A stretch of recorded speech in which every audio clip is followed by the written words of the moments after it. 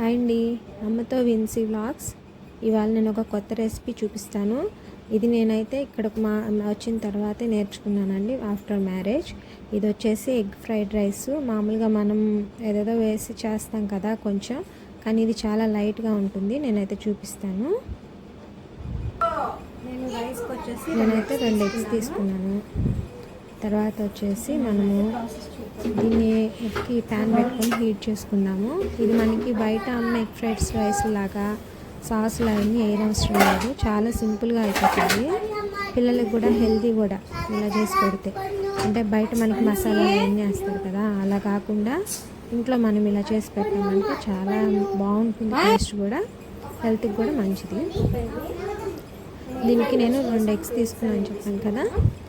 ఇంకా చిన్న ముక్క అల్లం తీసుకున్నాము. ఈలోపు మనం ప్యాన్ అనేది హీట్ చేసేసుకున్నాం. చిన్న ముక్క అల్లము, 4 తెల్లగడ్డలు తీసి పెట్టుకొని వీటిని మనం మిక్సీకి వేసి పేస్ట్ లాగా చేయడం అవసరం లేదు. వీటిని కొంచెం ముక్కలుగా దంచుకుంటే సరిపోతుంది. చూసారు కదా, ఇలాగా నేను దంచేసుకుంటున్నా. ఇది మనకి పేస్ట్ లాగా మెత్తగా అయిపోతే ఫ్లేవర్ అంతా రైస్కి కలిసిపోతుంది. అలా కాకుండా ఫ్లేవర్ అనేది లైట్గా తెలియాలి. అల్లం తెల్లగడ్డ కొంచెం ముక్కలుగానే దంచుకుంటే బాగుంటుంది అన్నమాట. ఇలా కనుక మా పాపకు చేస్తే నిజంగా చాలా ఇష్టపడుతుందండి. మీరు కూడా ఒకసారి మీ పిల్లలకు చేసి పెట్టి చూడండి. తర్వాత కరివేపాకు కూడా తీసి పెట్టుకున్నాను. నెక్స్ట్ వచ్చేసి మనము పోపు కావాల్సిన ఆవాలు, జీలకర్ర, పచ్చెనగపప్పు ఇవన్నీ కలిపి ఉంటుంది కదా, అలా వేసుకుంటే కొంచెం బాగుంటుంది పోపు అనేది.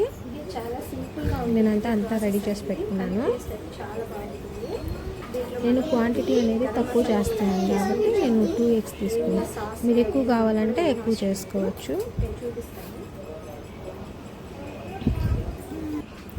ప్యాన్ అయితే మనకి హీట్ అయిపోయింది. ఇంక దీంట్లో మనం ఆయిల్ అనేది వేసేసుకుందాము.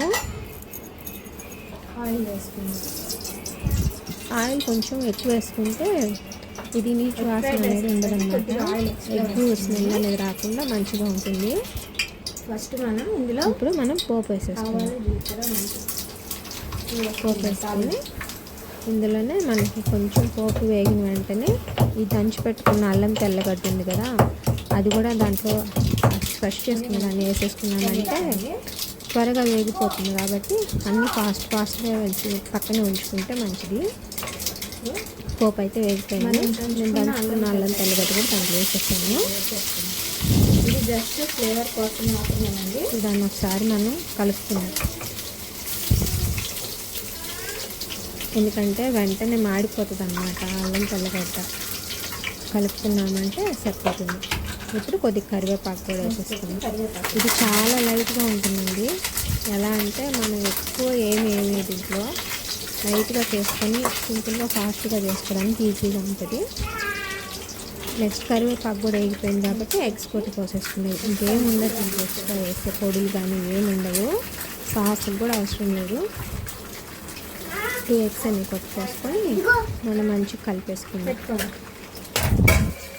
ఇలా మీరు ఎవరన్నా చేస్తారా ఈ టైప్లో, ఈ స్టైల్లో మీరు ఎవరైనా ఎక్స్ట్రా చేస్తుంటే నాకు కామెంట్ చేయండి.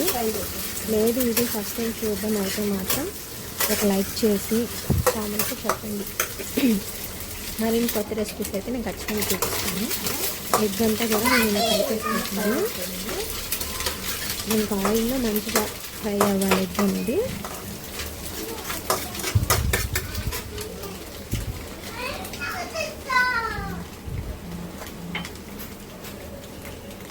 ఇప్పుడు మనం దీంట్లో పసుపు వేసేసుకుందాం. పసుపు వేసి ఒకసారి కలిపేసుకున్నామంటే సరిపోతుంది.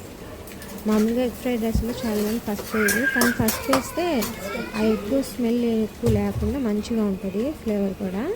కొద్దిగా సాల్ట్ ఇప్పుడు వేస్తాను. మళ్ళీ మనం రైస్ వేసినప్పుడు మళ్ళీ కొంచెం సాల్ట్ వేసుకోవాల్సి వస్తుంది, ఎందుకంటే రైస్ పట్టాలి కదా. అందుకని ముందుగా కొద్దిగా సాల్ట్ వేసి ఫ్రై చేసుకొని మళ్ళీ లాస్ట్లో మనం రైస్ కూడా యాడ్ చేసుకున్నాం. ఫ్రై అయిపోయింది ఎగ్ అంతా కూడా. ఒకసారి మళ్ళీ కలుపుకొని దీంట్లోనే మనము కారం, గరం మసాలా కూడా వేసుకొని కలిపేసుకోవాలి.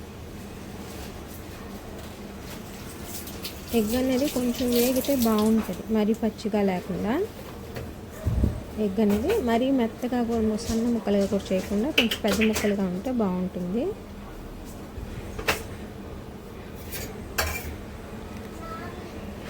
ఇది ఎవరికైనా మీకు తెలుసుంటే మాత్రం ఖచ్చితంగా కామెంట్ చేయండి ఈ టైప్లో చేయడము.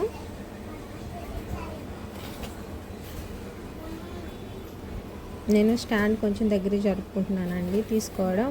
నేనే స్టాండ్ పెట్టి తీస్తున్నాను కాబట్టి కొంచెం అడ్జస్ట్మెంట్ చేసుకుంటున్నాను. మధ్యలో ఆ క్లిప్ అనేది కట్ చేయలేదు. ఓకే, ఇప్పుడు ఇంకా నేను పక్కన రైస్ కూడా కుక్ చేసి పెట్టుకున్నానండి, వేడాను. దాన్ని కొంచెం పొల్లు ఉంచుకుంటే బాగుంటుంది ఫ్రైడ్ రైస్ పెట్టి. రైస్ కూడా రెడీ అయిపోయింది. ఇప్పుడు మనకి ఎగ్ కూడా ఫ్రై అయిపోయింది కదా. ఇప్పుడు ఏం చేద్దామంటే మనము ఈ రైస్ అనేది దాంట్లో వేసేసుకొని కలుపుకోవాలి. నాకైతే ఆ క్లిప్ మిస్ అయిందండి, ఏమనుకోవద్దు. నేనైతే రైస్ దాంట్లో వేసి కలిపాను. మంచిగా మనం రైస్ అనేది ఒకసారి బాగా కలుపుకున్న తర్వాత ఇందులోనే మనం కారం, గరం మసాలా సాల్ట్ అనేది వేసుకుంటే మనకి రైస్ కంటకి కూడా పడతాయి అనేది చెప్పాను కదా. మన లాస్ట్లో మనం ఒకసారి సాల్ట్ వేయాలని, అది కూడా దీంట్లో యాడ్ చేసుకున్నాము.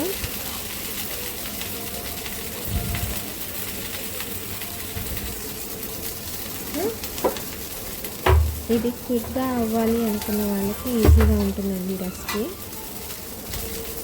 నెక్స్ట్ వచ్చి కారం యాడ్. నేను తక్కువ కారం అనేది వేసుకుంటున్నాను, ఎందుకంటే మా పాప కారం ఎక్కువ తింది కాబట్టి కారం తక్కువ వేసాను. నెక్స్ట్ వచ్చి ఇందులోనే గరం మసాలా కూడా యాడ్ చేస్తున్నాను. వేసి ఒకసారి మంచిగా కలుపుకున్నాము. మనం దీనంతటి కూడా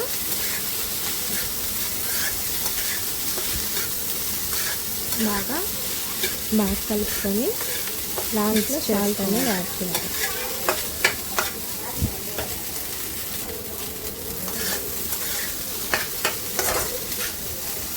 రైస్లో ఉండే తడంతా పోయేటట్టు మనం ఫ్రై చేసుకోవాలి రైస్ని.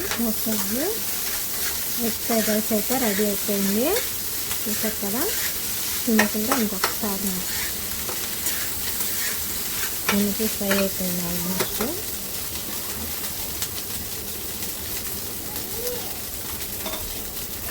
స్టవ్ అనేది ఆపేస్తున్నాను.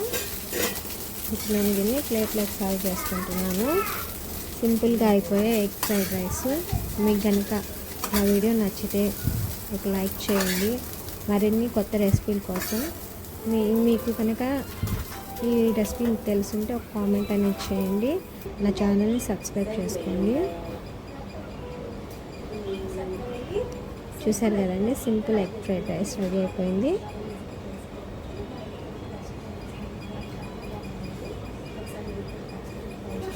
ఇది మనకి బయట దొరికే ఎగ్ ఫ్రైడ్ రైస్ కన్నా కూడా బాగుంటుందండి. వాళ్ళంటే అన్ని ఫ్లేవర్స్ వేస్తారు కాబట్టి ఏదో కొంచెం ఎక్కువ టేస్ట్ అనిపిస్తుంది, కానీ అది మన హెల్త్కి మంచిది కాదు కదా.